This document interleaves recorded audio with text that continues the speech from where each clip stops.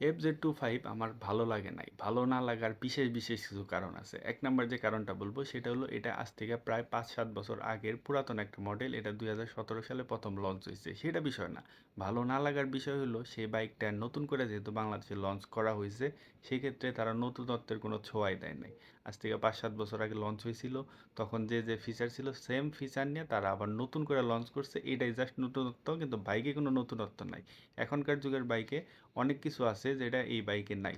যেমন একটা ২৫০ সিসি বাইকের কথা যদি চিন্তা করেন, সেই বাইকে অবশ্যই গিয়ার ইন্ডিকেটর থাকবে। এটাতে গিয়ার ইন্ডিকেটর নাই। ব্লুটুথ কানেক্টিভিটি থাকবে নাই।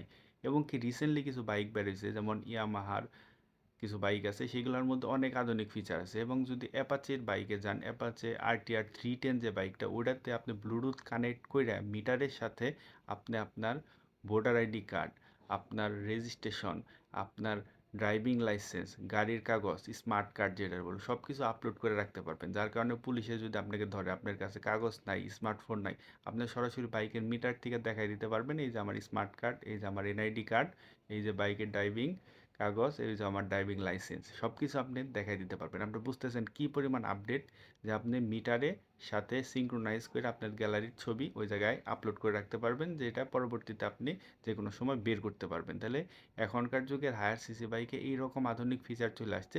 সেই জায়গায় এটার ব্লুটুথ কানেক্টিভিটি, গ্যালারি কানেক্টেড, এগুলো তো দূরেই থাক, এবং কি গিয়ার শিফটারটা পর্যন্ত দেয় নাই। সো এই বাইক নিয়ে হাইপ হওয়ার আমার কাছে কোনো কারণ নাই। এবং সবচেয়ে বড় যেটা আমার দুঃখের বিষয়, যে ৫ বছর আগে ইন্ডিয়াতে লঞ্চ হয়ে সেটা ডিসকন্টিনিউ হয়ে গেছে, সেই বাইকটা নিয়ে এত হাইপ। এবং হাইপ ঠিক আছে, কিন্তু সেই বাইকের প্রাইসটা, যেহেতু সেটা পুরাতন একটা মডেল, নতুন কোনো কিছু না, সেক্ষেত্রে আমার আইডিয়া ছিল ৩.৫ লাখ টাকার মধ্যে হইলে এটা একটা ভালো ডিল হইতে পারতো, কারণ এটা ওল্ড একটা মডেল। সো এই বাইকের ৪.৫ লাখ টাকার কাছাকাছি দাম, ৪,৩৫,০০০ টাকা মোটে ওয়ার্থ ইট না। আপনারা যারা FZ সিরিজের লাভার আছেন, আমি বলবো আপনাদের FZ যে লেটেস্ট যে ১৫০ সিসি সিরিয়ালের মডেলগুলো আছে ওইগুলোর মধ্যেই থাকেন। আর যদি আপডেট করার ইচ্ছা করে, আপনারা ওয়েট করেন, ইয়ামাহা বলেন বা অন্যান্য বাইক আসবে হায়ার সিসির মধ্যে। তো এই 25FZ আসলে কোনো মতেই আমার কাছে হজম হইতেছে না, বিশেষ করে এই প্রাইজের জন্য। আপনাদের কি মতামত, কমেন্টে জানান।